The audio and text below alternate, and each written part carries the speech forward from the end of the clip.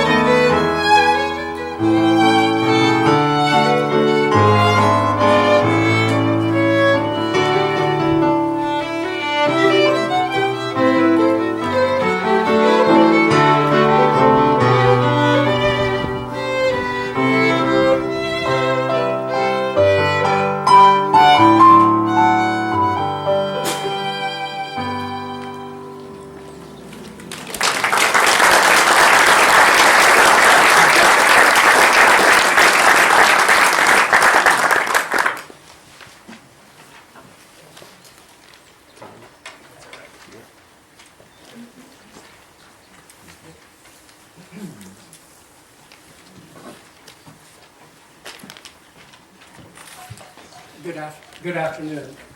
Good afternoon. My name is Ton Whiteside. As you are, I'm a friend of Walt and Susan. Had the pleasure of meeting them how many years ago at one of our favorite haunts in Shelburne Falls, I think. I've had the privilege of knowing Walt and Susan for these many years, but I had the real privilege of being with Susan as she was passing. I am both a pastor and an acupuncturist, and was grateful to be called upon to treat Susan as necessary with acupuncture, and got to witness firsthand a beauty that was even more intense as her spirit anticipated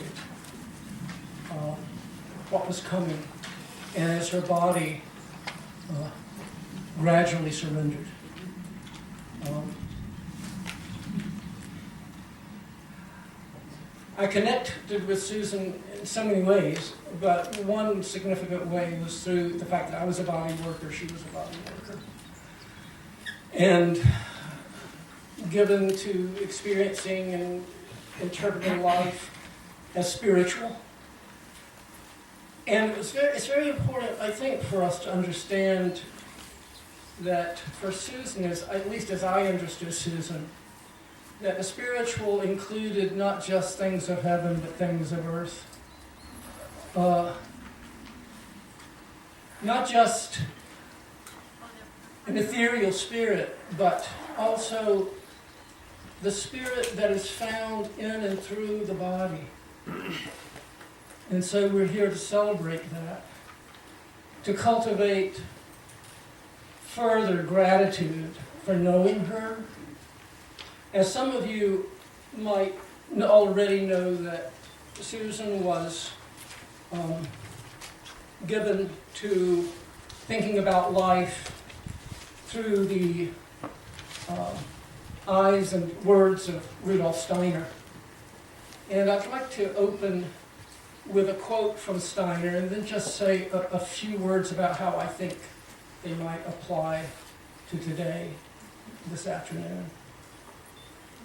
Steiner wrote, "If we have lost someone we love, we must be able to raise ourselves to a feeling of thankfulness that we have had them with us. We must be able to think selflessly of what they were. We must be able to think selflessly of what they were to us until their death, and not upon what we feel now they are no longer with us. The better we feel what they were to us during life, the sooner will it be possible for them to speak to us by means of the common air of gratitude." So our gathering today has a practical purpose spiritually, and that is to really bring to our hearts and minds the gratitude that we have experienced in the embodied presence of Susan. When Steiner uses the term feeling, he's not referring to sentiment. Sure, we all miss her, and we all are sad and share your grief and the family's grief. However, Steiner is using the word feeling in the sense that we pause and in silence, or don't have to close our eyes around here, in nature, remember with our senses, our embodied senses, what she was when she was with us. And in so doing, we'll cultivate further gratitude for her presence. And that will enable us to continue to be with her in a very real and significant way. And she with us. So let's celebrate Susan. Let's celebrate her as we knew her, and celebrate the life she had with Walt and her family.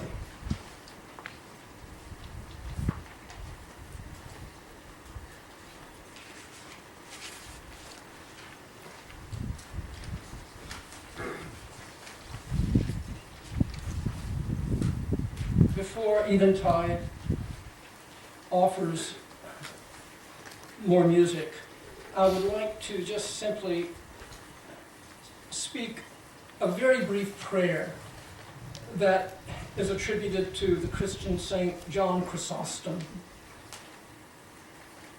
"She whom we love and lose is no longer where she was before. She is now wherever we are." So be it.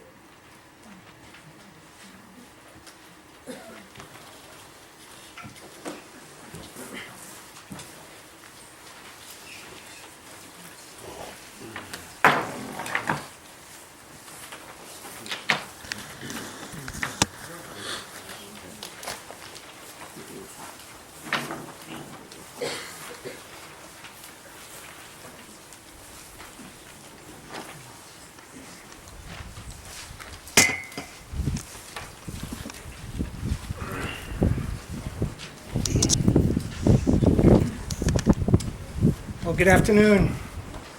My name is Joe, and we're the Eventide Singers, and one of the many choirs that Walt has sung with over the years. And Walt tells me that he and Susan love to dance, so he requested Anawa's Waltz. And if you know the song and like to sing it with us, please do. We'll sing it once in unison, and then it's a three-part round. Anawa's Waltz. And we have masks on, except for me, because I want you to read my lips a little bit, because we're really close and tight here, so as deference to you folks, most of us are going to be singing with masks on, okay?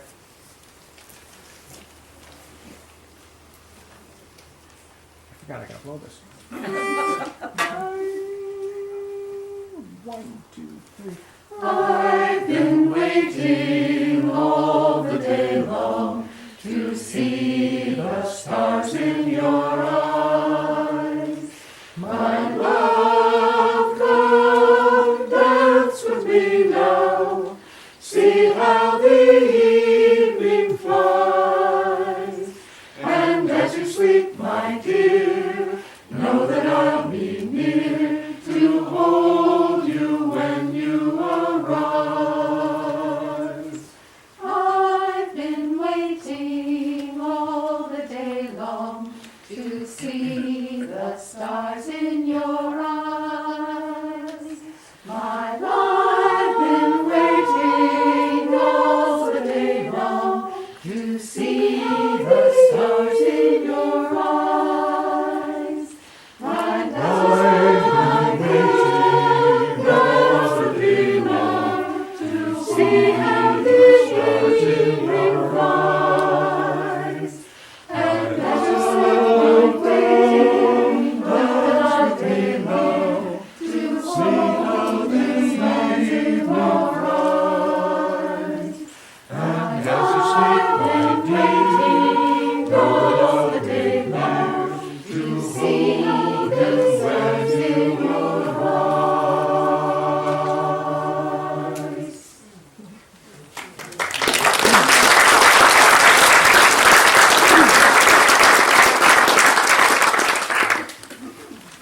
Thank you. And as you can see in the program, the next song is called Crossing the Bar. And this is a poem written by Tennyson. I'm sure a lot of folks recognize the name Tennyson. And a local musician by the name of Ronnie Arbo arranged this piece. Crossing the Bar.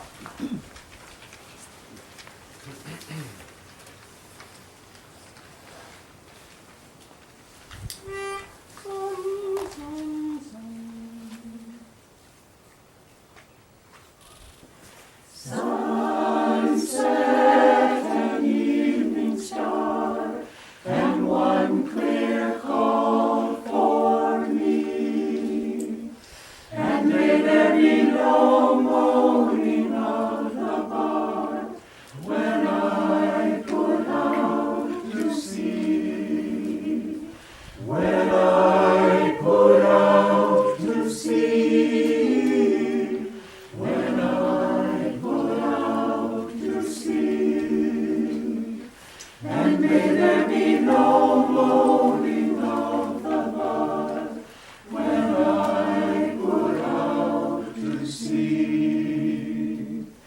But such a tide as moving seems asleep, too full for sound and foam. When that which drew from out the boundless deep turns again home. Turns again home. Turns again home. When that which drew from out the boundless deep turns again home. Twilight and evening bell, and laughter at the dark. And may there be no sadness of farewell when I embark. When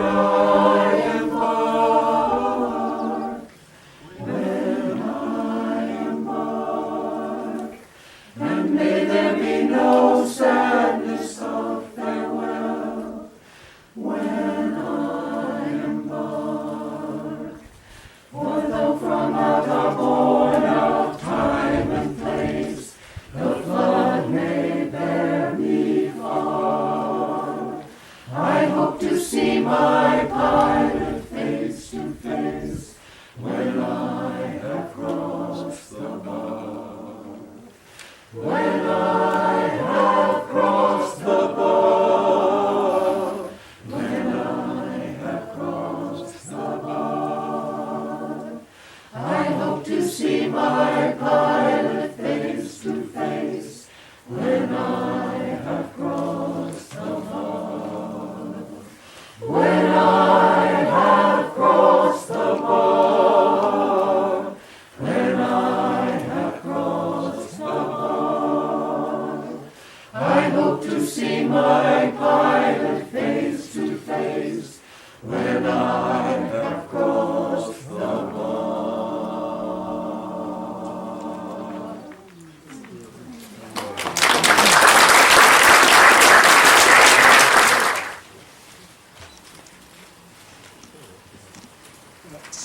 Walt expressed his mild concern that that this ceremony might be a little long. We honestly could not figure any other way to do justice to thinking of Susan than to construct this program. So, in recognition that the Spirit is, let the Spirit move you as it will.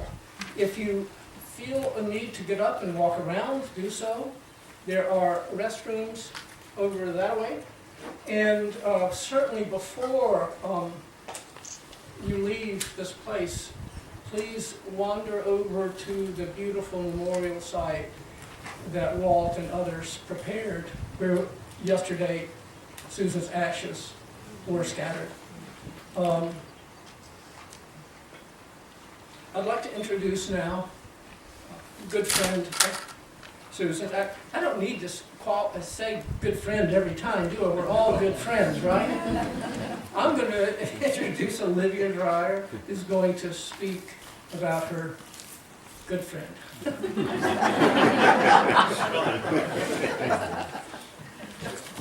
So, good afternoon. I'm tasked with speaking to Susan's deep and abiding interest in the work of Rudolf Steiner and anthroposophy. And I want to say that an even closer friend and colleague of Susan's, Elizabeth Sustic, was supposed to do this, but she's with her adult daughter who's undergoing cancer treatments. So I'm honored to be doing this in Elizabeth's place. But I should say that while I had many lovely encounters with Susan over the years, beginning in the late 80s when she came to teach at the Waldorf School that my husband and I helped launch, I didn't have the privilege of knowing her well. So the last couple of weeks, I've been talking to teachers, colleagues at Hauschka Skincare Products who did know her well. And it's been just lovely to have my very impressionistic sense of Susan just beautifully filled out. My impressionistic sense, which I suspect is similar to all who knew her, was first of all of this absolutely beautiful carriage and posture. She stood so straight, but without an ounce of rigidity. She seemed to be suspended from above. Her luminosity, the glow in her face, the warmth of her smile, the sparkle in her eyes, sometimes an impish glint in those blue eyes. And always so, in every encounter, so present. When I shared this with one of her colleagues at the Waldorf School, she reassured me and said, Olivia, that impressionistic sense of Susan is so much who she was. One of her great gifts was that she shared herself so fully in every encounter that what you experienced perhaps impressionistically was very much her essence that manifested in everything she did. And as I've learned more, I see that to be so very true. So Susan first encountered the work of Steiner in her mid-30s. She was looking for a more holistic education for her 3 children. She was living in Princeton, Massachusetts, heard about this Pine Hill School in southern New Hampshire, and for quite a while made the long commute. Eventually she moved up there with the children, was soon teaching physical education in the school, and as I think was characteristic of Susan, wanted to go deeply into what animated this education that seemed so alive to her. So off she went to England, a single mother with 3 children in tow, to spend a year at Emerson College, which is devoted to the work of Steiner and anthroposophy. For those for whom Steiner is a new name, and I suspect many, let me just briefly say, he was an Austrian philosopher, better described as a spiritual philosopher, who died in 1925. Already as a child, he was what you would say is spiritually gifted. In his inner life, he experienced other dimensions. He had no desire to be a mystic. What interested in him is to make that connection with his inner experience and our outer world. He was an avid student, interested in every subject that came his way. He did his higher education in Vienna. It was a very lively time, the coffee house culture. He mingled with all kinds of intellectual, artistic, and avant-garde circles.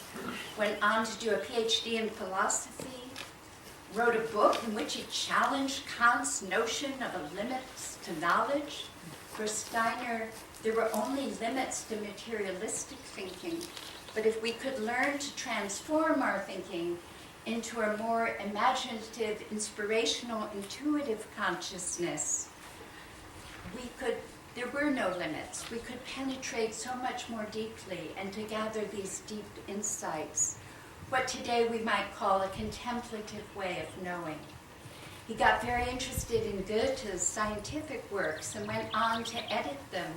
And in Goethe, in his scientific work, which was this very phenomenological approach to the natural world, to form a loving relationship with plants rather than to dissect them and to make discoveries as part of that, Steiner felt he had discovered a methodology.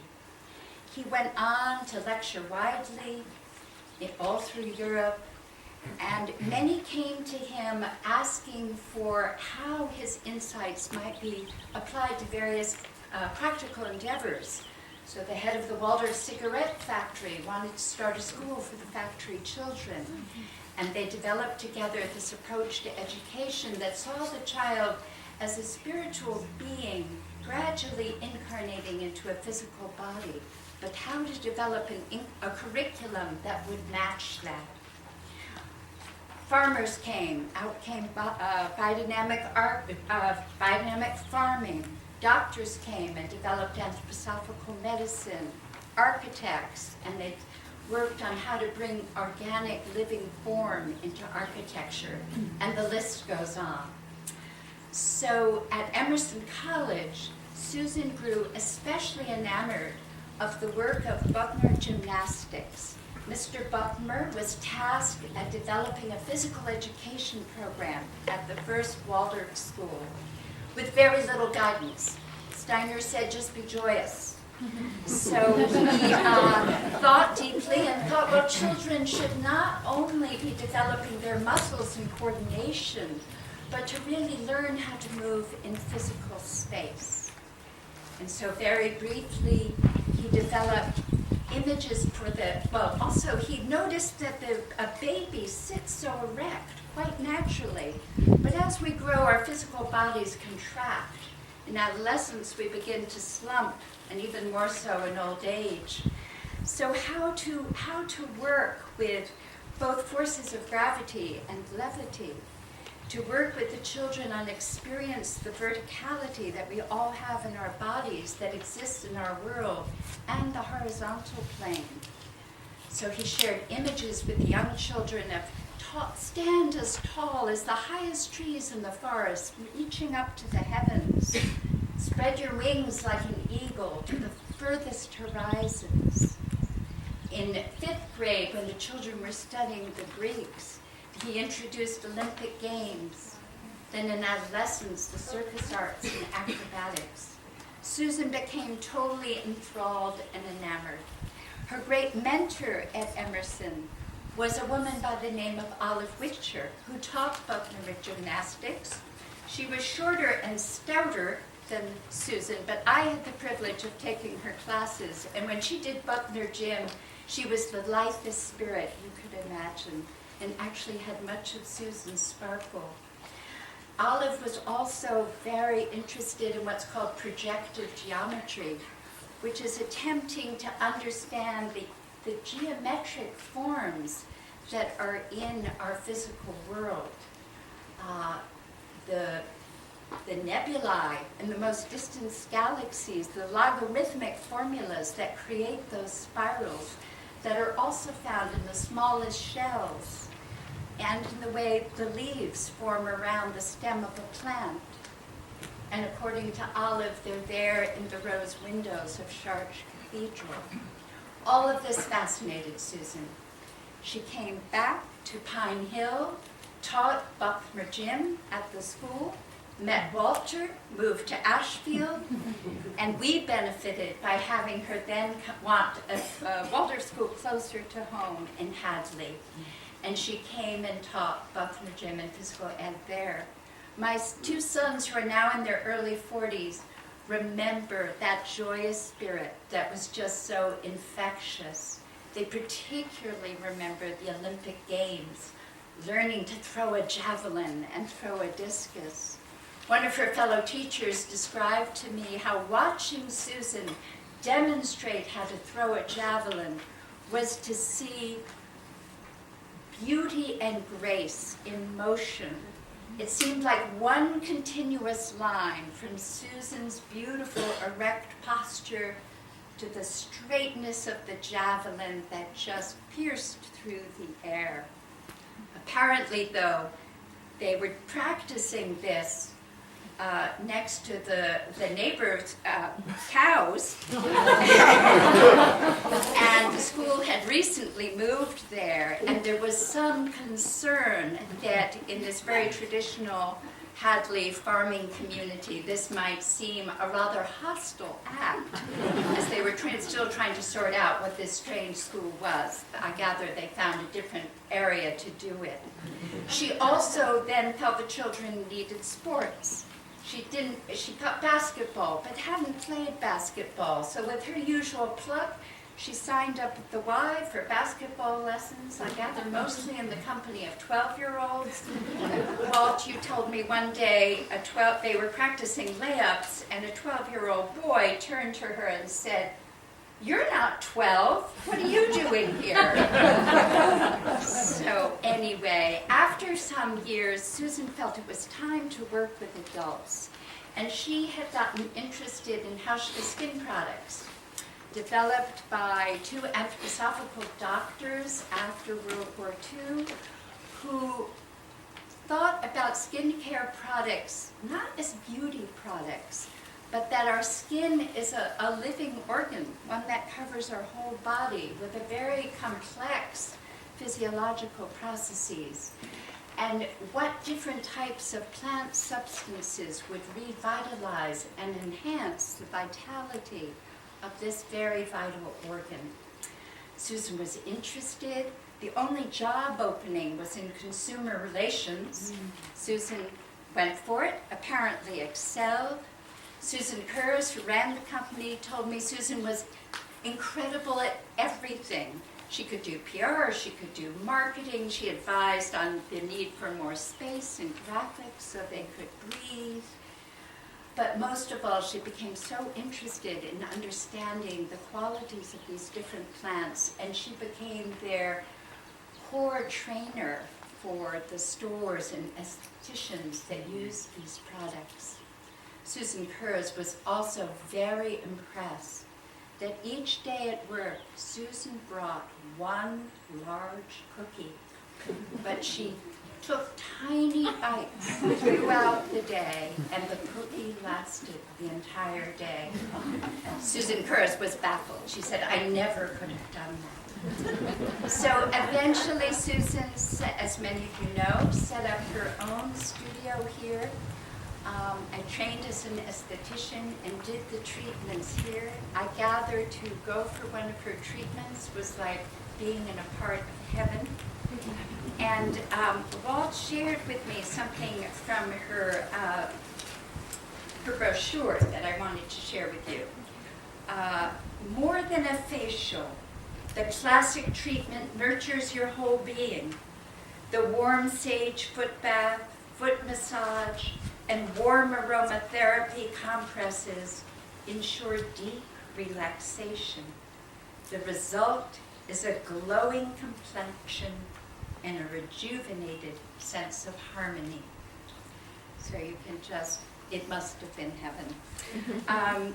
Elizabeth Sustek, who I mentioned, wish she could be here, described to me how she and Susan had many conversations about physical health, illness, the use of different healing plants. And she said that Susan used to say that when she was working with a particular plant, she tried to think like that plant, which I find lovely. And Elizabeth sent, they're in that box, I'll put them out where you can see them later. Her daughter, who she's caring for, has a flower farm in Utah and bees. And Elizabeth sent these beeswax candles in these different forms that to her represent essential qualities of Susan. So I'll read those and then leave out the candles. There's an owl for Susan's wisdom, a rose for beauty, balance, and love, a pine cone for fruitfulness, a gnome for close affinity with Mother Earth. In closing, I just want to say that while Susan immersed herself in the richness that Steiner's work brought to deeper insights about our world, she also took to heart the focus on inner transformation. Steiner and others who've come after him offered many meditative exercises to cultivate this more imaginative consciousness, and also to how we harmonize our soul life. And Walter shared that in one of the journals Susan kept close to her bedside were these 6 basic exercises that are for balancing our soul life. And in condensed form, or as Susan had them noted, they read, practice concentration and the focusing of thought, discipline the will toward intention, practice equanimity, remain calm in the face of the unfamiliar, practice and exercise positivity as the foundation for trust, overcome judging by perfecting an open mind and heart, and the 6, integrate these 5 acts for inner harmony. As I thought about those, I thought, my goodness, they were also visible in Susan. I suspect she came with those qualities, but it's clear too that she worked very hard to cultivate them.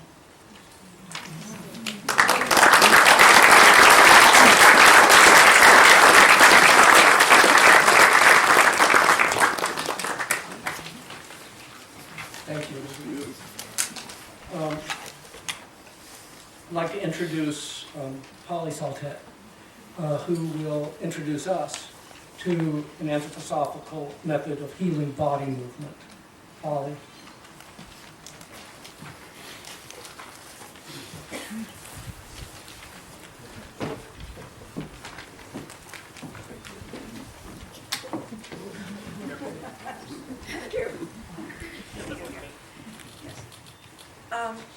Susan and I were colleagues at the Hartsbrook School, and my husband was also a colleague there for many years. Could you use the microphone, please?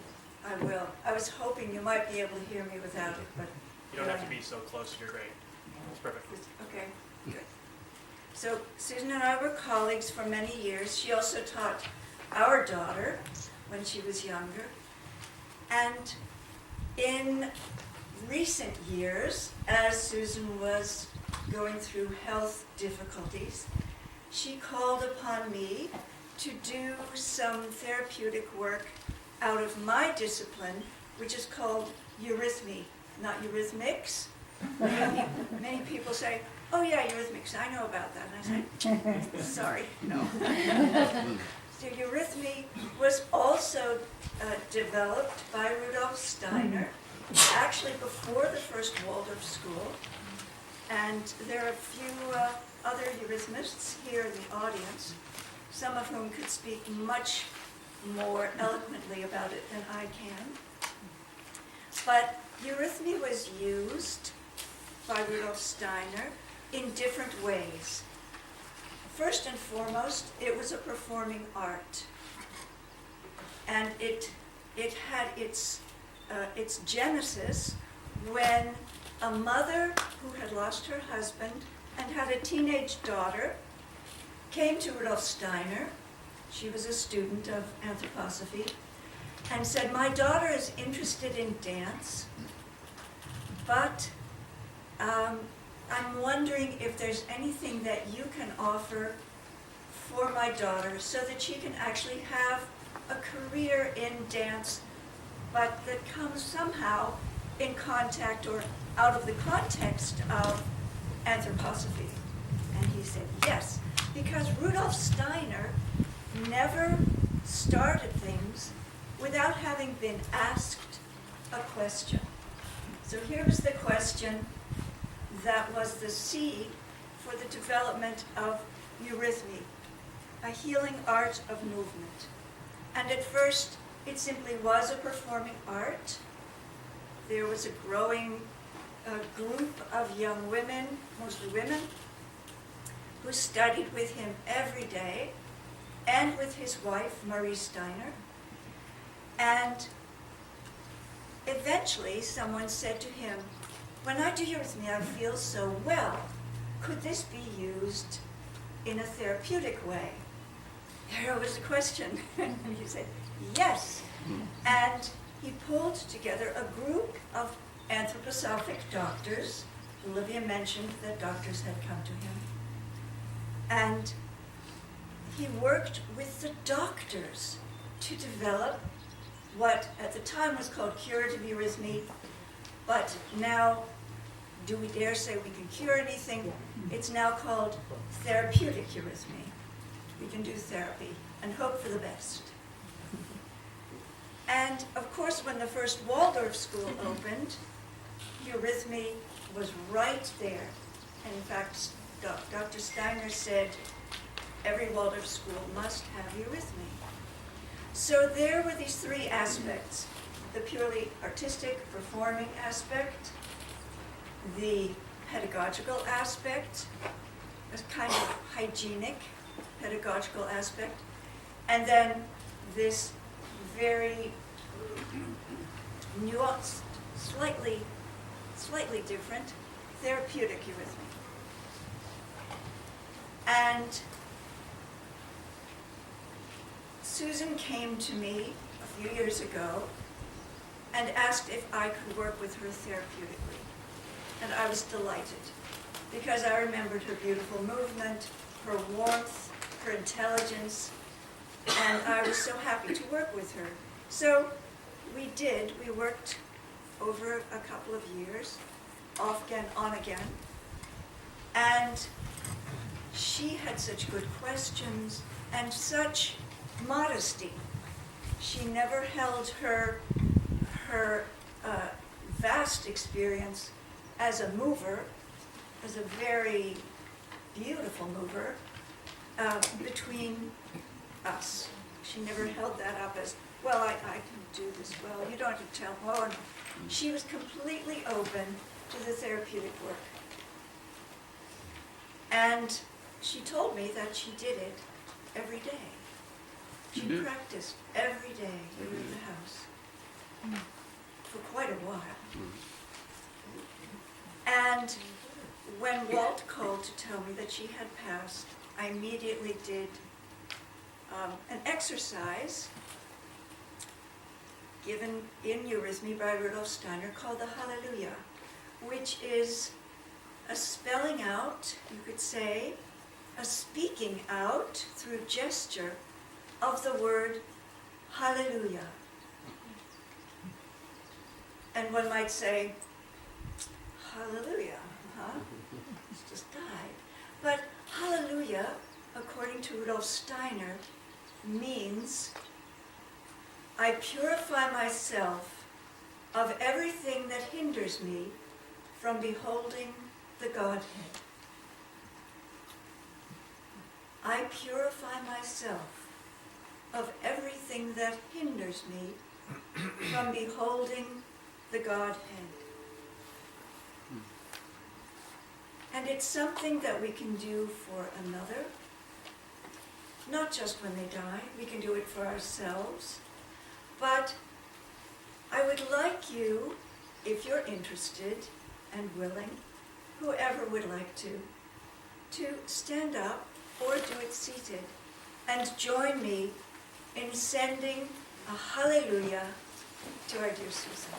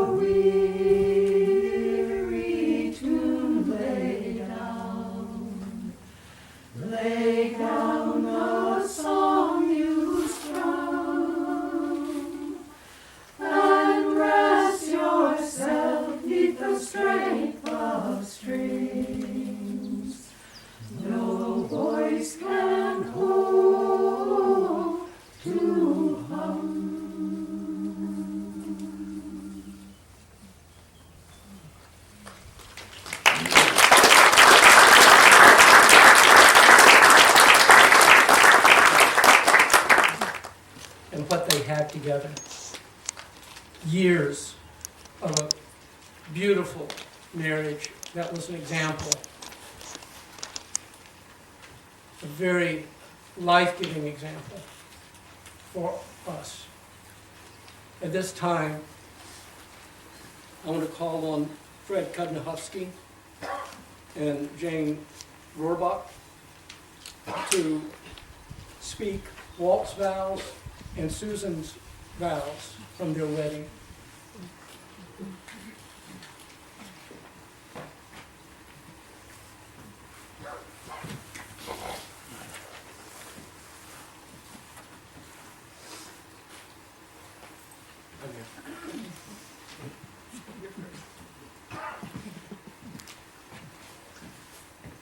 You can tell by the last name that I'm related. I'm Walt's brother. Hi, Fred. So we'll just take a time journey and go back some 35 years. In August for the wedding day, and we'll share the vows that they said to each other. And to your right over, you've probably been looking at some of the pictures there, and there are several great photos of the wedding.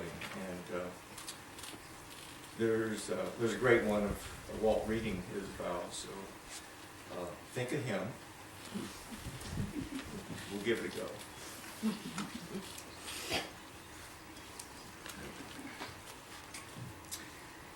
In this beautiful setting, with our friends and families as supporters, I am taking this opportunity to become a better person.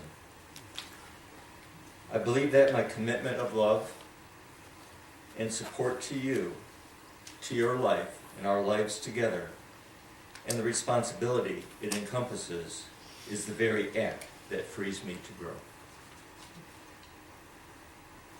In our short time together, Susan, I've already learned comfort, perspective, and beauty such easily given commitment holds. You are a model for me in offering your abiding, non-possessive love. You've often said that each of us is on this earth with a special purpose, that we must fulfill that purpose to be free to leave. I choose to commit my life to you because I realize you hold the potential to help reveal my purpose to me.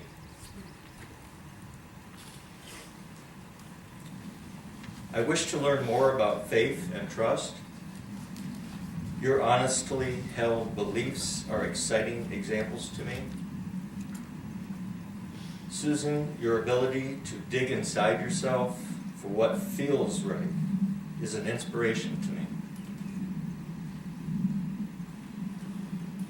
I wish to know more often, as you seem to, that what I choose is correct for me. You have the ability to communicate so very much, quietly and silently. My desire is to learn to express myself more fully without the static of my mind, but rather by quiet actions that have mindful attention behind them. I expect your presence to influence my ability. Susan, you exhibit the purest form of humble strength and courage. It is inspiring to me to be close to such unassuming and selfless strength. It is one of your many special beauties. Your free, unbridled laughter and other expressions of joy have been a part of our relating from the first moments. I wait for the day to not be embarrassed by your spontaneous laughter in the movie theater. And to be laughing as fully as you. I'm shocked that you often find me funny.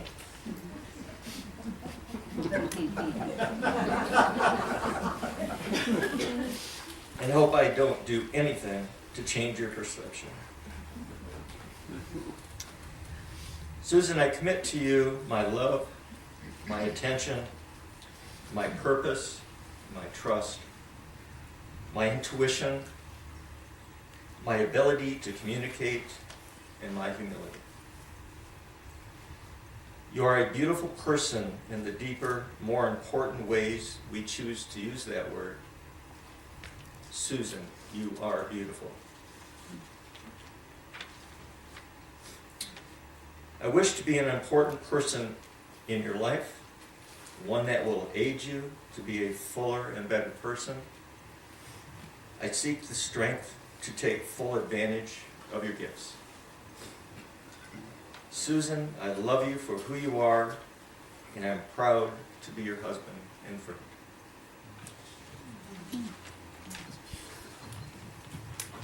This is my wife, Jane.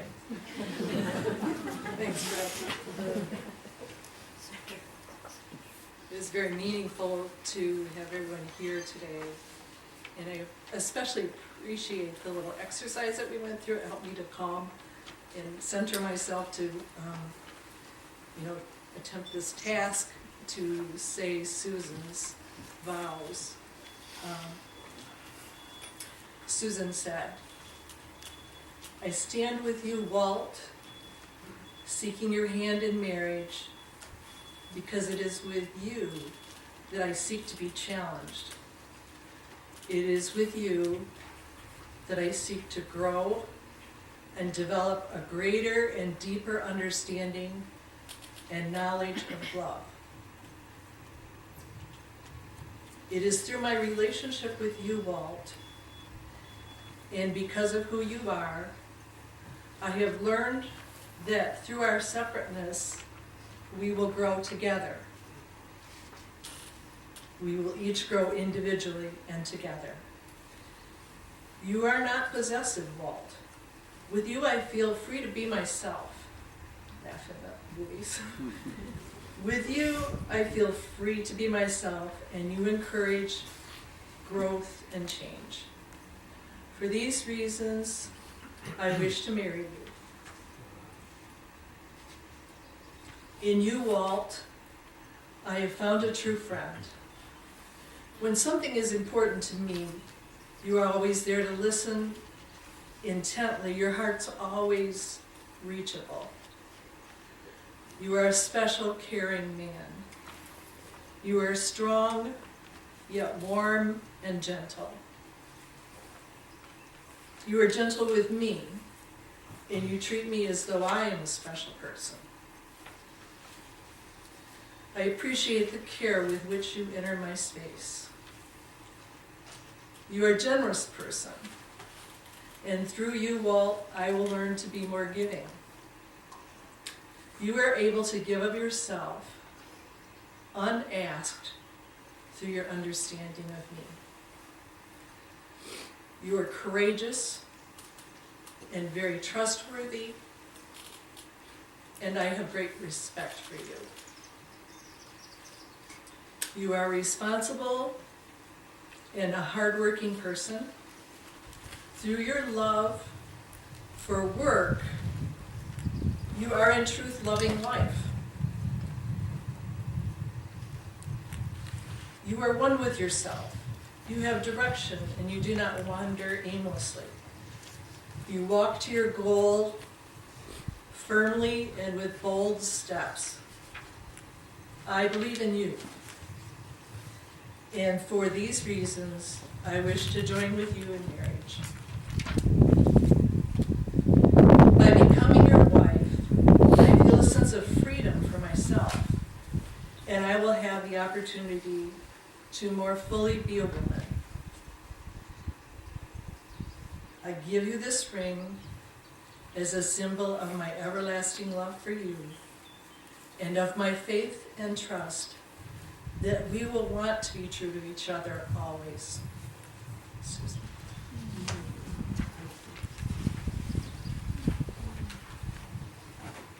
Well, we thank you Thank you. for the shining example of marriage.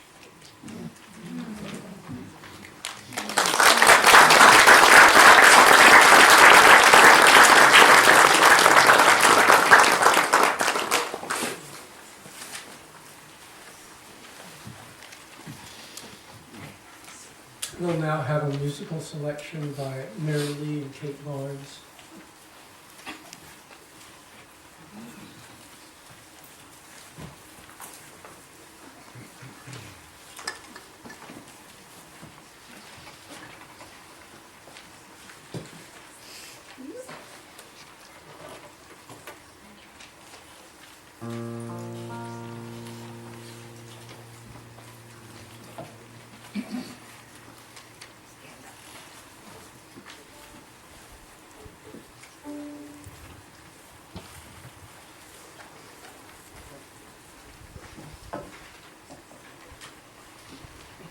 Writers.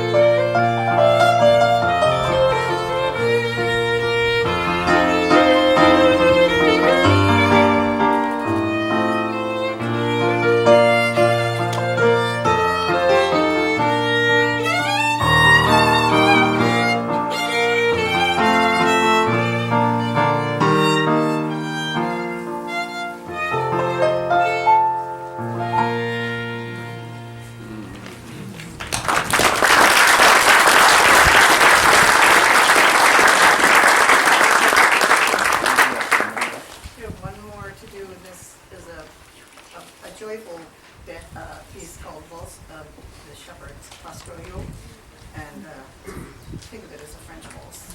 And I have seen the two of them dancing many times over the years, Susan and Walt. And obviously you've heard a lot of waltzes, and that's because that was a favorite of both of them. So, love to do that.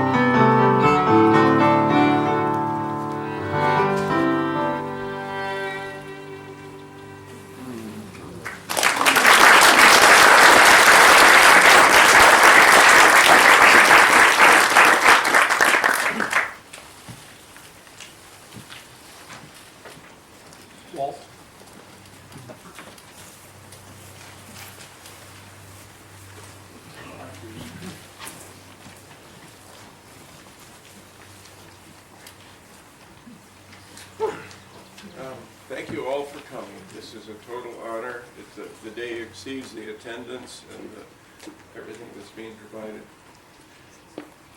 It's just wonderful. I want to point out that the wooden box in front of us holds a portion of Susan's ashes, and my brother Bill, who's Charlene, probably in the back corner somewhere here, has made this box from an ash tree from our land. It's worth touching and looking at more closely. It's beautiful. The forget-me-nots were Susan's favorite flower, and they're in abundance right now. We used seashells to spread her ashes yesterday. So it was a wonderful day, and as this day is as well. So again, thank you for coming. And I see some of you doing exactly as instructed. You're getting up and walking around. It is a long program, and there's water and other things, or take a little break if you need to. I want to speak to just three things, three little topics. One is what people have been saying about Susan, and many, over 300 cards and letters and nice things being said. I would look for the threads, and I'm so pleased about them because they really support my understanding of Susan. And the words that were most used were kind, light, beautiful, grace, and joyful. And each of those words had other words that were around them. For instance, for light, people have said bright light, and gentle light, luminous, a luminous being, a beacon of love and light. And so it goes. Grace, including tender, caring, uplifting presence. So she was seen, as I imagined, but just confirming with all of these points. I'll read just 2 or 3 quotes in the interest of time that at random, and there are so many to choose from. But Susan's outside beauty reflected the inside beauty of her soul, her loving nature, and her compassion. Anna Fessenden, who I'm assuming is here today. Knowing Susan through her work, I was the recipient of her kindness, strong body, her generous heart, her lovely smile, her laughter, and Yeomans, who I know is here today as well. Thank you. Susan gently held the rare combination of toughness and sweet thoughtfulness from Nort Sauls, who is sitting in the back here. And that's a quality that Nort says he saw right away in Susan. And maybe some of you didn't have that experience of knowing how fierce and intentful she was. And that made life living with her interesting. A very bright light has gone out. Susan had a rare inner beauty, Arne Krugman. I feel fortunate to have a number of classic Dr. Hauska treatments at Susan's High Meadow Skincare studio. In hindsight, I did not have enough. The realization that they are gone is harsh. Karen Hilton, who's here today. So,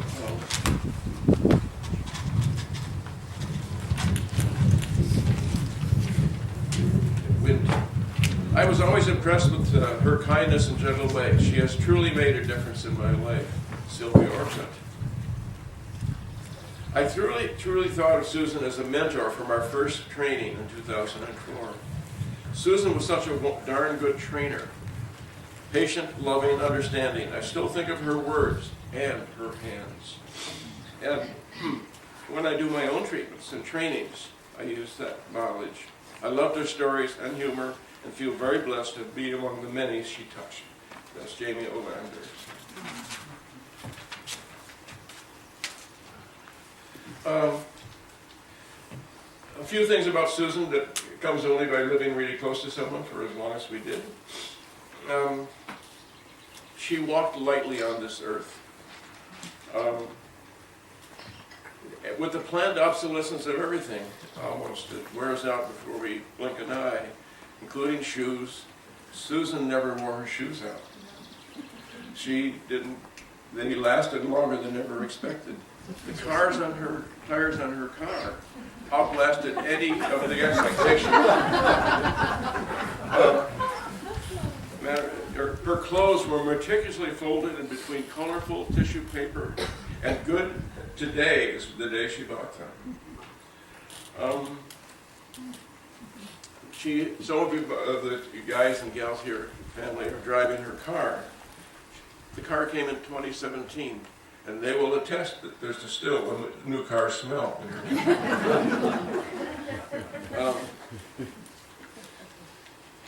She continues to use an enamel frying pan from her first marriage that serves us well. She uses a peeler, vegetable peeler, that she inherited from her family when growing up, and it's better than any we can buy today. We have a dishwasher that we inherited 40 years ago in this property. And it works as perfectly today because the dishes are all pre-washed.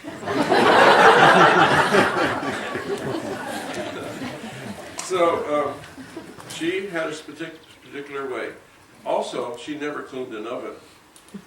But she never had a spill in the oven. Right? She planned it ahead. So. She followed my dad in the adage, and without saying it, demonstrated it. She said, my dad who said, if it's worth doing, it's worth doing well. So at the dinner time, Susan carefully proportioned a short glass of Berkshire Brewing, one half of it Imperial Stout, and the other half Grayman's Porter. She liked her bacon extra crispy, her eggs over easy, and I did that on the day before she died, and we had a great breakfast together. And her toast dark and completely buttered with her butter. We're all going to get a chance, and please don't miss it if you can, to have some of her butter today on a little piece of bread. For those of you, okay, so she lit a candle at every meal, and she did not miss saying grace at the evening meal. So the grace goes like this, and see if I can flub it. After all these years, it was a struggle to really remember exactly because we trusted her leadership in the grace. But for the rain that brings forth the green leaves, very appropriate to this time. For the rain that brings forth the green leaves. For the moon that gives form to the flowers. For the earth that cradles the seed. And for the sun that ripens the fruit. For all these goodness and blessings, we thank you. And that was our daily grace, with a candle lit at the table. She delighted at the appearance of every new flowers, including the forget-me-nots, and no matter the stature, the antics of the little animals, and especially in the last months when she was more focused and stationary.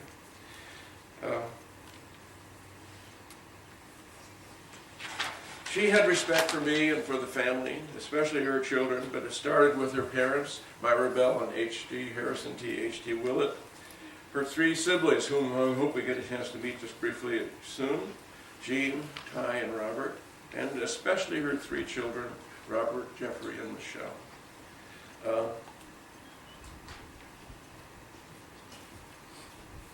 With her own abundant dignity, not only for the family, but she honored that in everybody, every young person and older person. This also suggested, and I have to admit, Susan was not easy to live with. She had such high outwardly achievable standards in all things that despite my personal desire to do so, I was always falling short. She had the highest expectation for me, by implication only. She wasn't a preachy person about this, but she had obviously expectations for me. One of her graces was her reserve in this regard, and which was only when my antics were too egregious and away from expected norms did she utter and say something like, "There's a better way to do that."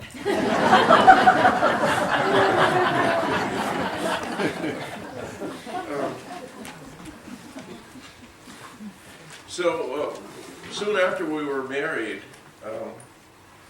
I was in the bathroom finishing up for the morning, and she pokes her head in and says, "I have something I'd like to say to you, but only when you're ready." I said, "How about now?"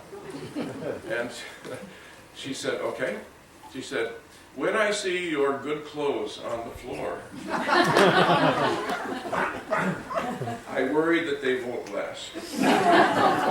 She said, I will not pick them up. And she said, I would appreciate your help with your own clothes. And I knew at that moment whose house I was living in.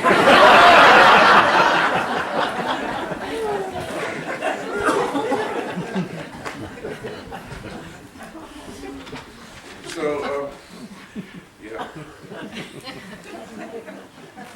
She set a high standard, but she did it gracefully, tolerated my propensity to be casual and clumsy. She treated everyone with self-respect and took extra time grooming, and in her words, to become more presentable. Of course, she always looked wonderful, and once very early in the AM, I remember I was going off on a trip, plane trip, and I was trying not to wake her and sneak out. It was not turning the light on. And I just about got out of the room when the light switch goes on, and she sits up perfectly erect in bed and says, "You can't go out like that. Change your clothes, change your pants and your shirt."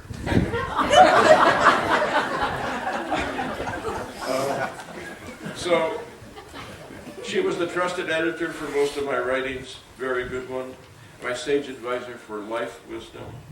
She was my trusted friend, my fellow venturer, my out loud reader. We read so much. And when we would go on our 2 and sometimes even longer trips in a canoe in the Canadian wilderness, Susan easily and delightfully gave up the need to paddle, turned around, faced me, and whatever books we brought along for the trip, she would read out loud in an absolutely beautiful voice. It was like having heaven in this natural world, paddling along. And so we were celebrating, as Tana said on another occasion yesterday, the universe and nature at the same moment. So, despite having many friends, being voted the outstanding senior woman in college, I never knew this until I found the statues that proved it. She was an excellent and attentive, and we'll hear more, strict mom. She was a self-directed student, taking initiative and risk, going to England, a designer and a builder of a home, a widely valued teacher, a great team player, great workmate. Susan was self-doubting and not fully confident. Akin to confidence is the word courage. Confidence and courage I put together. And then at my father's funeral, and at the funeral of a very good friend, Todd Parker, and Tim is here today, and my sons, we lost him far too early. And so Susan, when we were unable emotionally to read, she did the eulogies, which, so I'm trying to be brave today, of course. So she says at her father's funeral, words cannot begin to express our true feelings and love, but I wanted to try. Dad lived for his family and his work. The loyalty and devotion he had for Mother and for all of us is unsurpassed. I was always a shy little girl, and Dad never gave up trying to help me have the courage to step forward and do what I had to do. Only a few years ago did I really realize that courage is one of the most important virtues to seek and to work towards. That is why I wanted to bring these thoughts forward this morning for me, for Dad, and for me. Susan was always quick to kneel and meet children at their own level. In her playful way, she shows her chosen definition of empathy by John Cunningham portrays what she actually practiced in full presence to what's alive in the other person at this moment. Susan was a goof, and with empathy for others, and that I have witnessed, she was playful. A quote she highlighted in her journal epitomizes her intent. Henry David Thoreau, and she said, in terms of her view of relating to others, could a greater miracle take place than for us to look through the eyes of another for an instant? Susan did possess uncommon courage, compassion, empathy. In the words of Bob Marley, and from her journal, she noted about courage, this important word at the end of her life. You never know how strong you can be until being strong is the only choice you have. she exhibited more courage against heavy odds than I've ever witnessed. She had a fun-loving, affirming way, a gentle, luminous way, and she was wonderful. At least 3 or 4 times a year, on Valentine's, on our anniversary, on her birthday, and Christmas, I would write letters. And I discovered that she kept every one of them from the very first. And so I was thinking I would pull some excerpts about things that she has heard and read multiple times because they were in her possession. About what I had said to her. And I just picked one at random yesterday and now another today. So these are usually pretty short, and this one is as well. This is about family. Family is not an important thing. It's everything. Michael Fox said that. The family is one of nature's masterpieces. George Santayana said that. A family is risky business. It's a risky venture because the greater the love, the greater the loss. That's the trade-off. But I'll take it all, says Brad Pitt. So I said, happy birthday, Susan. The years keep rolling past, and they are mostly good days for us. In a very large part, thank you to you.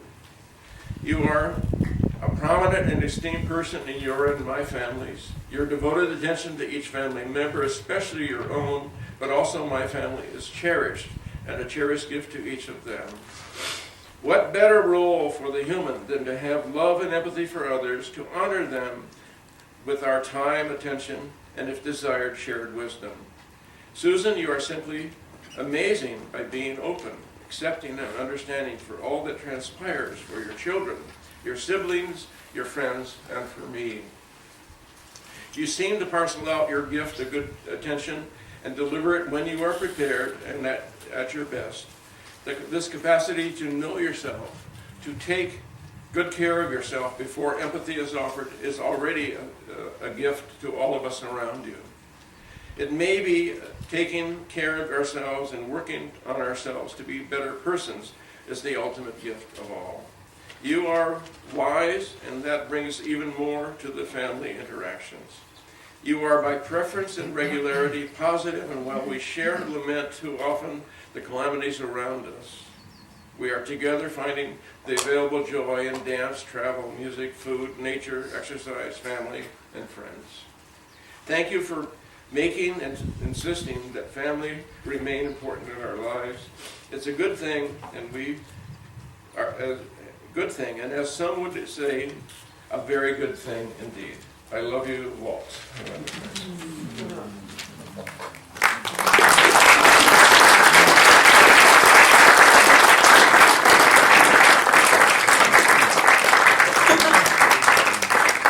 Planning the service, Walt and Niels were just great in terms of helping me understand what was going to happen.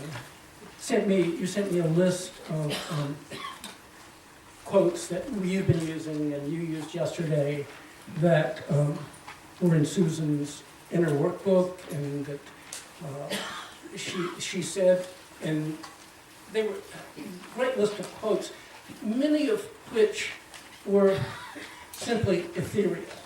And I'm all about that. But the one I chose is adding a little more salt to the pot of soup. And that is from the lyrics of Johnny Cash's song, I Walk the Line. That Susan loved the song, and she thought of you, Walt, whenever she heard the song. Now this is a perfect opportunity for us to, and this is a real exercise. As I read these lyrics, do not hear Johnny Cash's voice. It's going to be difficult. It's going to be difficult. I want to read it as well as I can, imagining Susan speaking these words to you.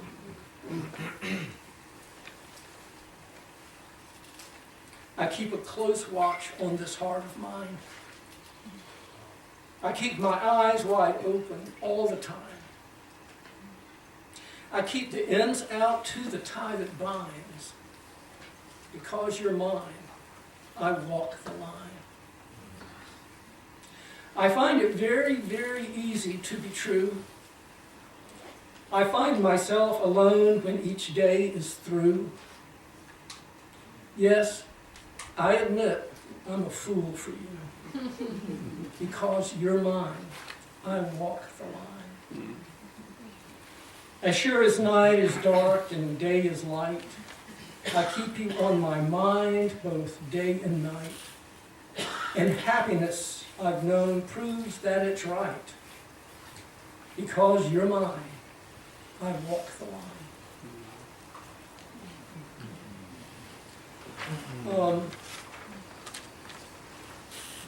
We're going to hear from the family now, and as a preface to this part of the ceremony, I would like to read 2 sentences from Susan that was a request from her. Please say the following things about me. Please know that I have been a loving person for all my family members, and especially my children.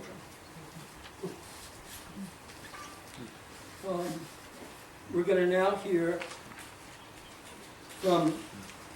have a chance for her brothers and sister to speak at this time if you wish. Jean, Ty, and Robert, if would any one of you like to speak now? I think all of them want to come up. All of them want to come up, okay. We want to meet them. Sure. See who they are.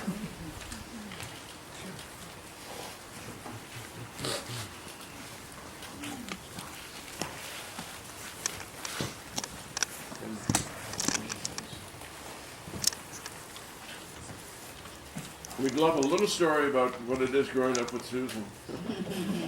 Wow. See if I can compose myself for this. I want to thank you all for being here. Probably the first memory I have that sticks out in my mind is when my parents were going to have their 25th anniversary. I mean, I'm far younger than all my siblings, being the baby, so I remember the work she was doing creating like the numbers 25 that were going to be standing up in front of everybody, and she was having me help her cut it out and glue it together. And I would probably have to jump forward to I moved up to New Hampshire and worked on her house with her, helped her build her house. And I was so lucky. We laughed, joked, giggled. And working with her, she was so diligent. She wanted to do things herself. Even pick up concrete blocks, which her being so petite was a lot. I mean, when she set it down, it was hard to hold it so that it didn't just squish out all the mortar. So next I would probably go to even when they moved here. We were living so far away, we'd see each other maybe once a year, and we never missed a beat. If it was a phone call, if it was getting together, we started right where we left off. She would remember things we talked about, make points about things she thought were important, and we'd talk about it. And I felt really lucky. I feel really fortunate to have lived so much of my life with her. So I thank you all. Thank you.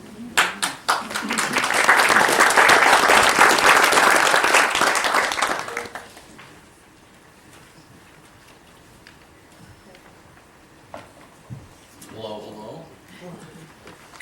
Just so blessed for all this and the respect that my siblings and my sister and I, for so many years, were just so close, and everything was just so positive, and how she helped me out through school and every other situation I was in, she was always there, and it was really very, very helpful and so peaceful and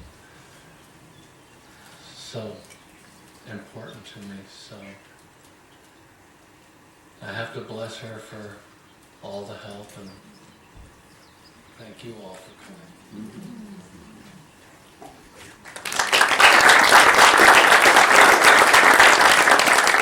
I'll just say what I said yesterday, and that is how fortunate I was to have a sister like Susan. And you've all heard the beautiful things about her. And I was the one that was blessed. I would love to add that I am really, really grateful to Walt because, as you all know, he's just a cultivator. Everything, he just wants things to manifest. And I'm really happy that my sister had that opportunity to be in your presence.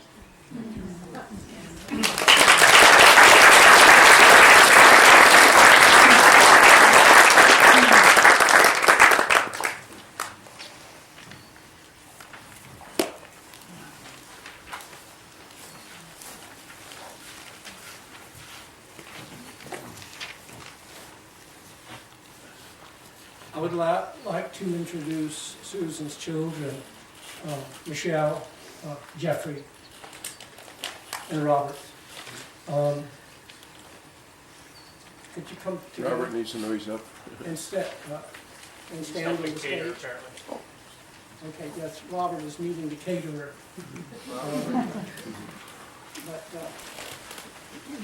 Robert,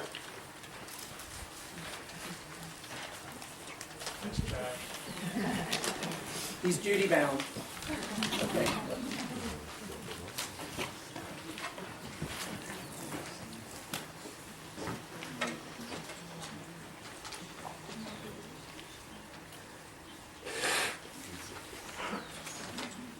Hi, I'm Jeff. I'm Susan's second son.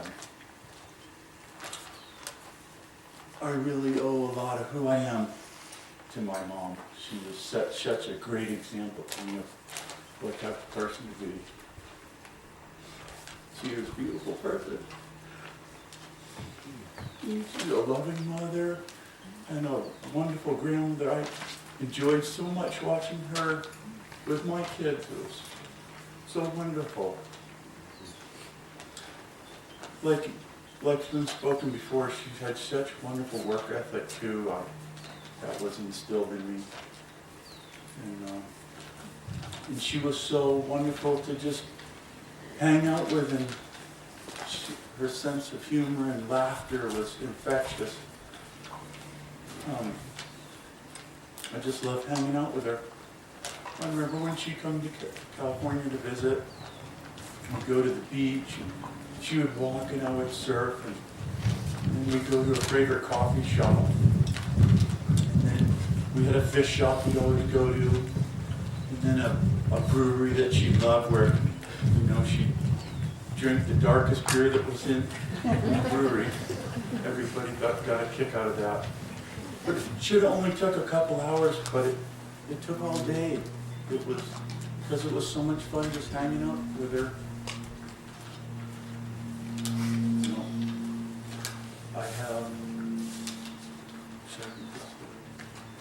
I have a story to read.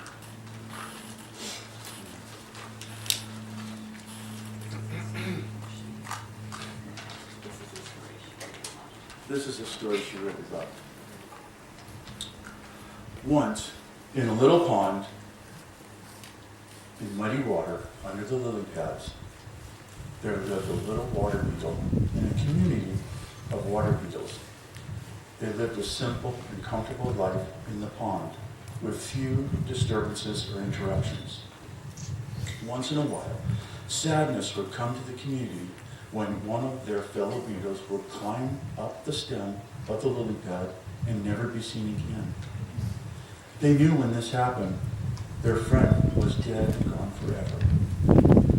Then one day, one little water beetle felt an irresistible urge to climb up the stem. However, he was determined that he would not leave forever. He would come back and tell his friends what he had found at the top. Then when he reached the top and climbed out of the water onto the surface of the lily pad, he was so tired, and the sun felt so good and warm that he decided he must take a nap. As he slept, his body changed, and when he woke up, he had turned into a beautiful blue-tailed dragonfly with broad wings and slender body designed for flying. So fly he did. As he soared, he saw the beauty of the whole new world and far superior way of life to what he had ever known existed. Then he remembered his beetle friends and how they were thinking by now he was dead. He wanted to go back and tell them and explain to them that he was now more alive than he'd ever been before. His life had been fulfilled rather than ended. But his new body would not allow him to go back into the water. He could not get back to tell his friends the good news. Then he understood that there would come a time they too would know what he knew. So he raised his wings and flew off into the joyous new life.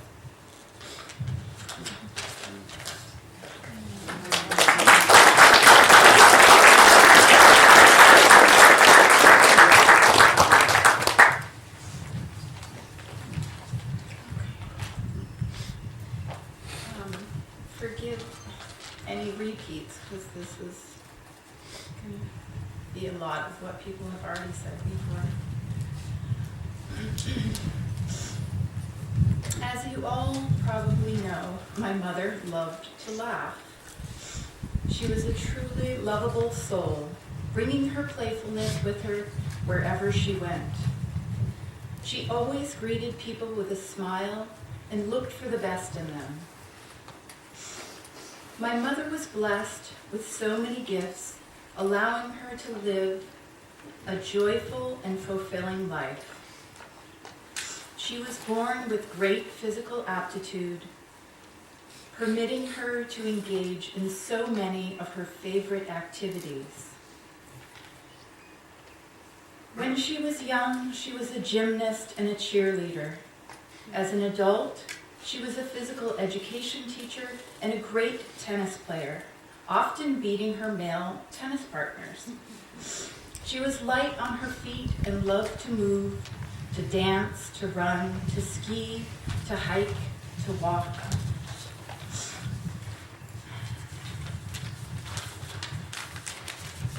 We went on so many great walking and talking adventures together.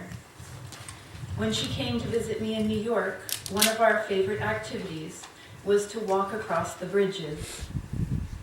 We would often go all the way from Brooklyn into Manhattan and back again, sharing stories, taking in the sights, the fresh air and culture.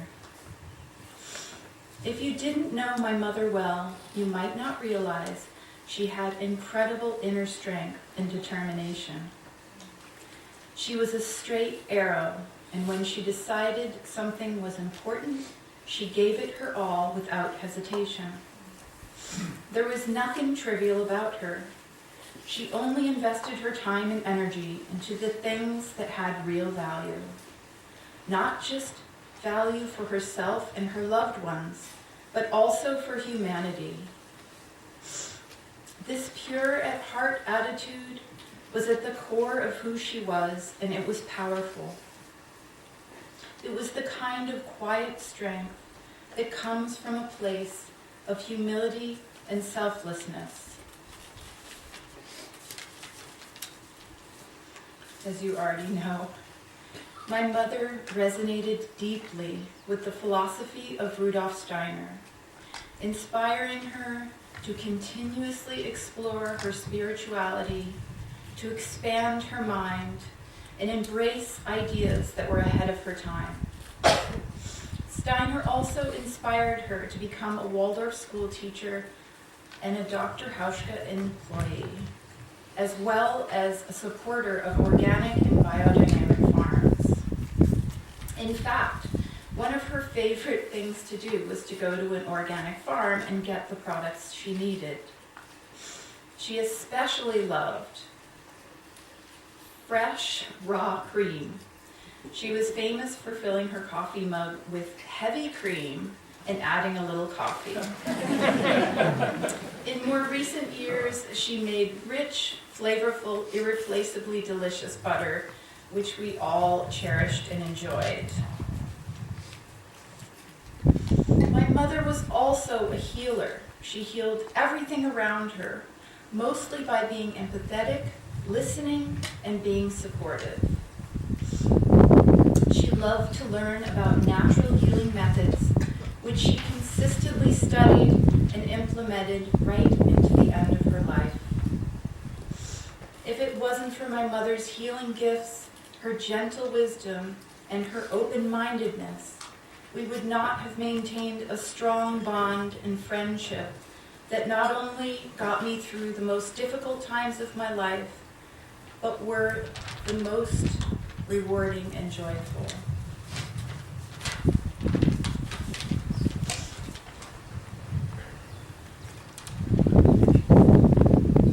My mother and I had so much fun together, doing simple things, going for walks, enjoying the beauty of nature, chatting over morning coffee, talking about spirituality, cooking, having a drink or a delicious meal. We just enjoyed each other's company. We were so different in many ways, but the things we had in common connected us on the soul level. My mother lived her life in a way that I deeply admired and strive to live up to. I am so proud of who she was and so grateful for the unwavering love, support, and guidance she gave to me and my family members.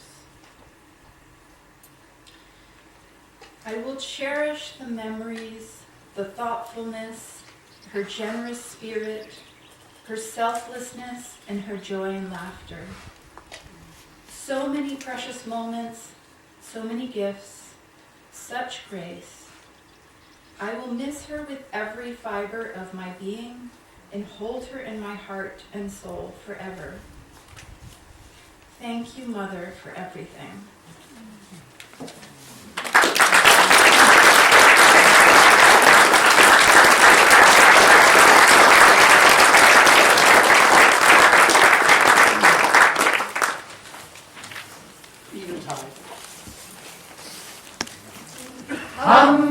Ambanati kululiwetu, Ambanati kululiwetu, Ambanati kululiwetu, Ambanati kululiwetu, Ambanati kululiwetu, Ambanati kululiwetu,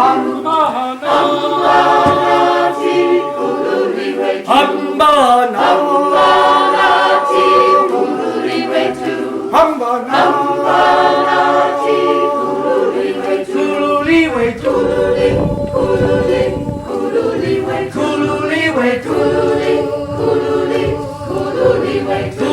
kululiwetu, kululiwetu, kululiwetu,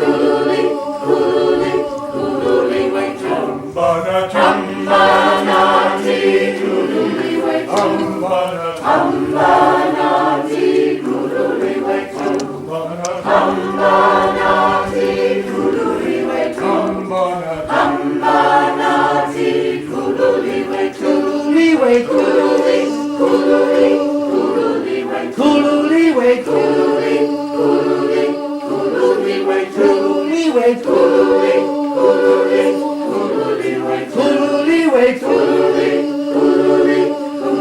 kululiwetu, Ambanati kululiwetu, Ambanati kululiwetu, Ambanati kululiwetu, Ambanati kululiwetu.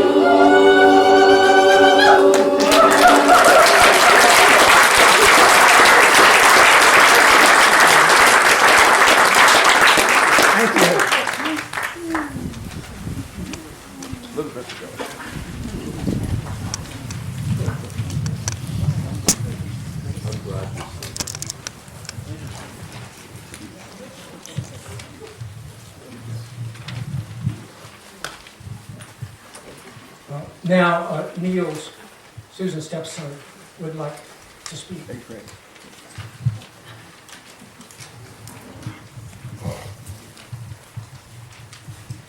I'm immobile, so I'll do it from here. So on behalf of my brother Craig and my wife Linda and his wife Rachel and kids Phoebe and Levi and the rest of the family, I just want to say a few words. Linda and I moved up here about 3 miles away, and we were able to be really present during the last couple of months, especially of Susan's life, and it was a real honor to have that privilege to be present. And that's part of the reason we moved up here, for some of those reasons. So I just want to make some comments about what I see as our process here today, and a couple of quotes that were close to her. A big part of what fed Susan, I believe, was nature. And living in this space, on this beautiful land, was a big part of what fed her and kept her going in tough times especially. She had a perch up in that room right there that you can see, where she had all her things set up and had her meals with the candles and said her graces for many meals that we were able to be part of. And she would watch the critters in the field every day and listen to the birds and the woodcocks flying and the sunset over there to the west. And, it's just a beautiful, every time we come here, we really feel what she must have felt on a daily basis. And if you haven't had a chance yet to walk over there and see some of what we call the fairy rocks, which I think she coined, and some of this space that we created, please do that. And that's where her ashes are spread as of yesterday. It was interesting, as we were getting ready for the ceremony yesterday with the family, we noticed that 2 deer were walking right over there. And Susan had said to look out for signs, so we believe that was one of the signs. You heard Jeff talk about the dragonfly story, which is a powerful story. And as we were having the ceremony and the ash spreading over there yesterday, there's a dragonfly flying around, another one sitting right next to me as we were talking. And we also have chimes over there that were brought by Elaine and Joanne. Thank you. And they're inscribed. You should read them. And I won't save you the privilege of reading it.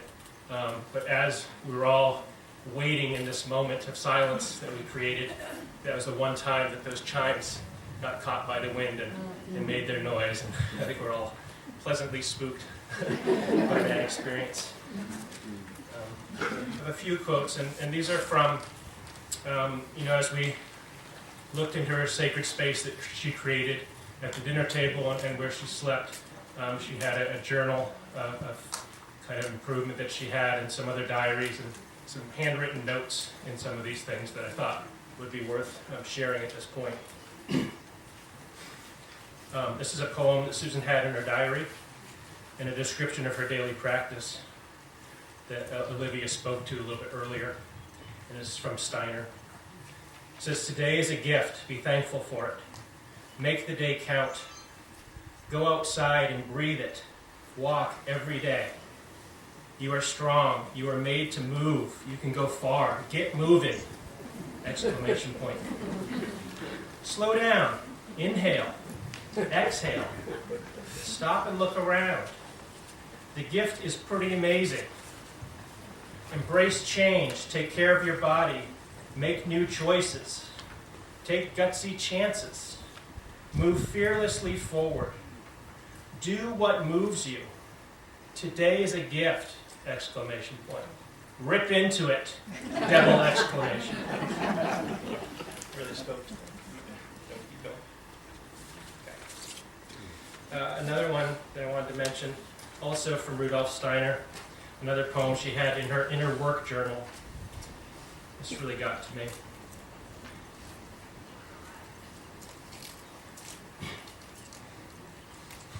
May the love I send you as a selfless offering permeate the sheets that now surround you, cooling all that burns, warming all that chills, carried up by love and blessed by the gift of light, ascend to the heights. Wow. You can imagine her reading that regularly. The last one's brief, but I think also very poignant. And this was a handwritten note that she had in the front of her book of inner work that she kept by her bedside for the last months of her life. It says, "I move beyond past limitations into the freedom of the now. It is safe to be me. It is safe to be me. Thank you.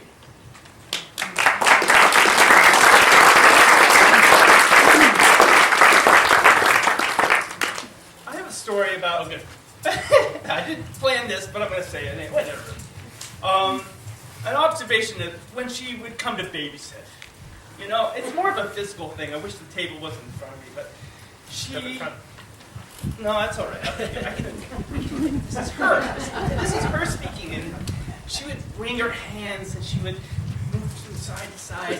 When she came to babysit, we would have, you know, we would be doting parents, and we would say, the bandages are here, and she'd be going, and the fridge is this, and the phone numbers are here, and she'd be going, oh, thank you, thank you. I know she was saying in her head, please go. We love you so much, but please go. The kids and I have plans.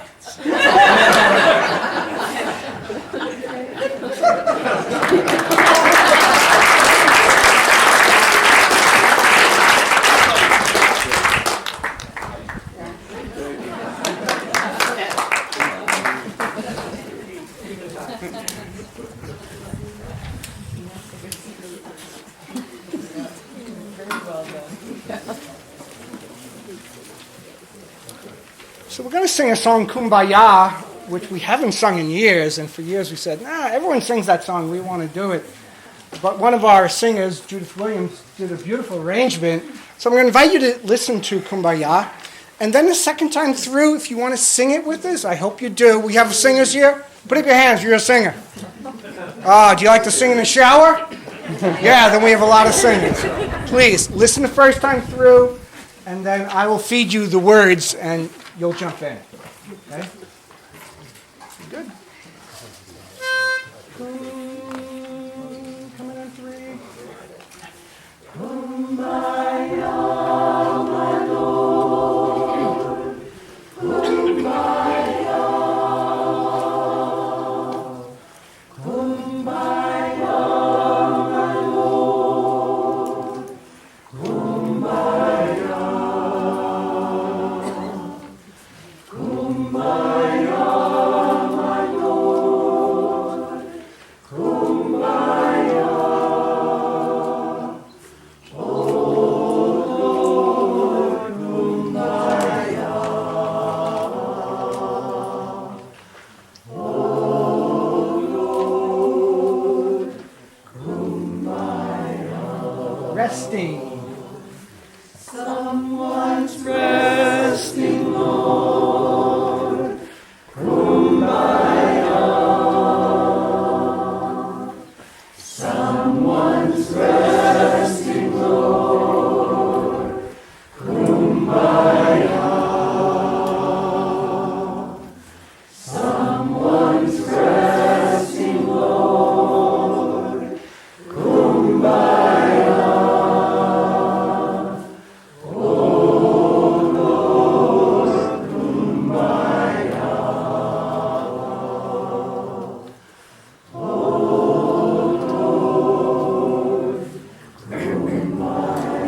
Dreaming.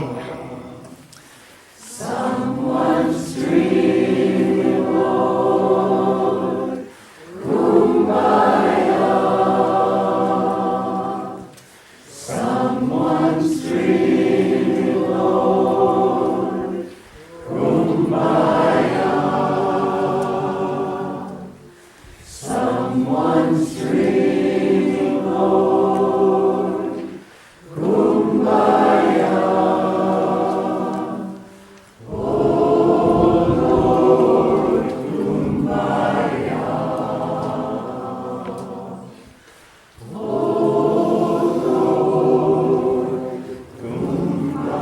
Laughing.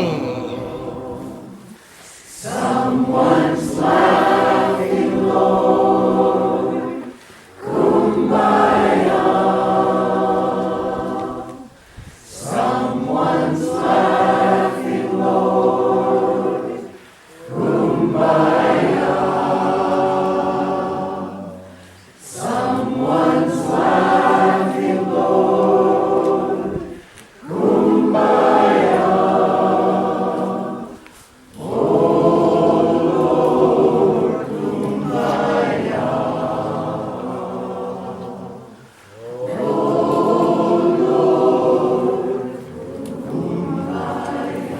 Kumbaya.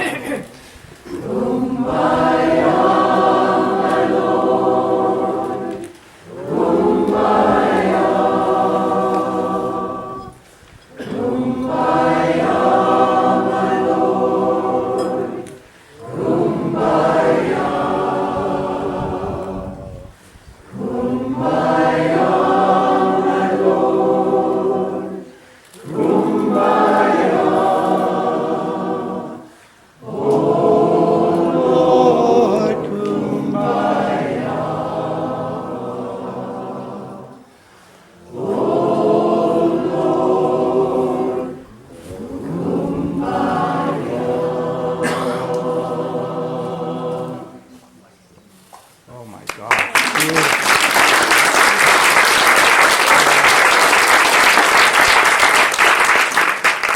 And the last number we're going to sing for you, and this might be a little bit different, we're going to move around throughout the tent, and we're going to sing a song called My Peace I Leave You. And I invite you to let the music sort of wash over you and just let it take it in. And it's very repetitive. After a while, if you want to jump in with us, this will be our concluding song. My Peace I Leave You, which comes from John's Gospel in the Bible. Can you spread out?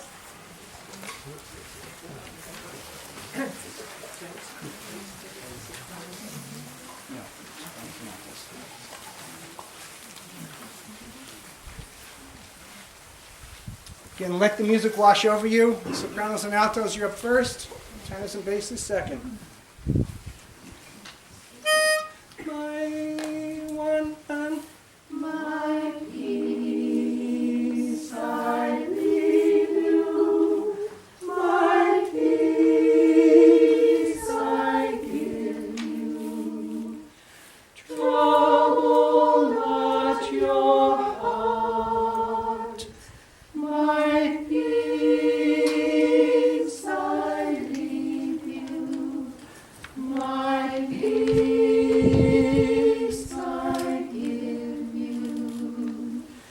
Be not afraid, my peace I leave you, my peace I give you. Trouble not your heart, my peace I leave you, my peace I give you. Be not afraid, my peace I give you, my peace I give you. Trouble not your heart, my peace I give you, my peace I give you. Be not afraid.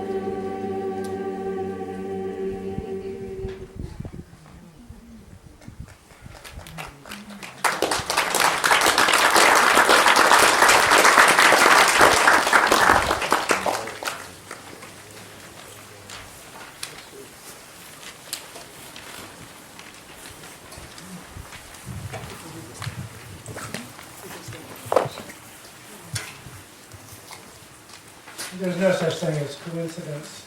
Some of you may or may not know that in the common lectionary readings for this morning that were read in Christian churches far and wide of every denomination, that was the scripture reading from John this morning.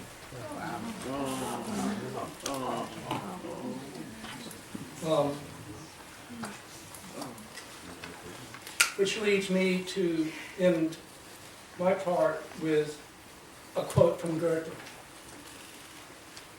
The thought of death leaves me in perfect peace.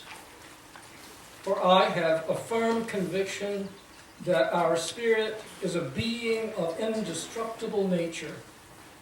It works on from eternity to eternity. It is like the sun, which though it seems to set to our mortal eyes, does not really set, but shines on perpetually. So, I was asked to share a closing verse from Steiner. Just before I do, I want to say that Steiner spoke a great deal about the journey of the soul after death through other realms as it prepares for his or her next incarnation. And in one of my favorite lectures, he addresses the question of how does the person who has crossed over experience our thoughts and our memories. And I want to give you just one sentence. Our thoughts of love, our memories, and all that passes through our soul in connection with those no longer with us in the physical world create for the dead in their world something analogous to artistic creations in ours. So with our thoughts and our memories, may we create beautiful art for Susan wherever she is. And the verse was one of many that Steiner gave for helping us cultivate our relationship with those who are crossed over. And it goes as follows. No barrier can separate what united in spirit preserves the light shining, love streaming, eternal soul bond. Thus, I am in your thoughts. Thus, may you be in mine.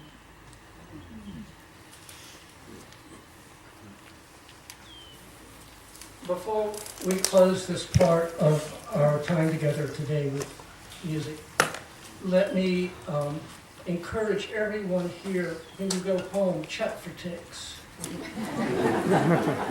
And I say this as one who pulled one off of me yesterday. And someone whispered in my ear that they had pulled one off of themselves today. So check for ticks. After the music, we will enjoy food, have some time to visit with one another. You know, the restrooms are over there. The memorial site is over there. Feel free to walk around. And then we'll come back here for those who would like to remain and have sort of an open mic session. Anyone can offer memories and speak well, Susan. So.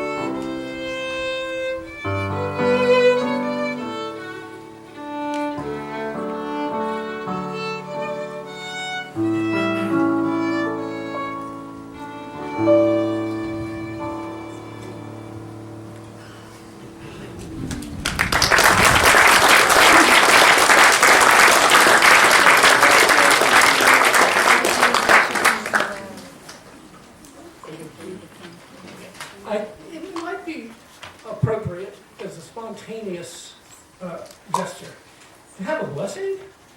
Walt, could you say your and Susan's meal blessing for us? Again? Again. As a meal blessing.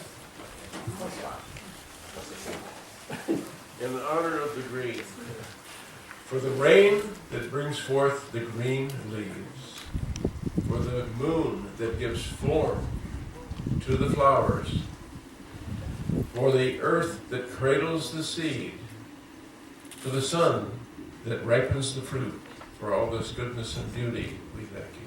Blessings are on you.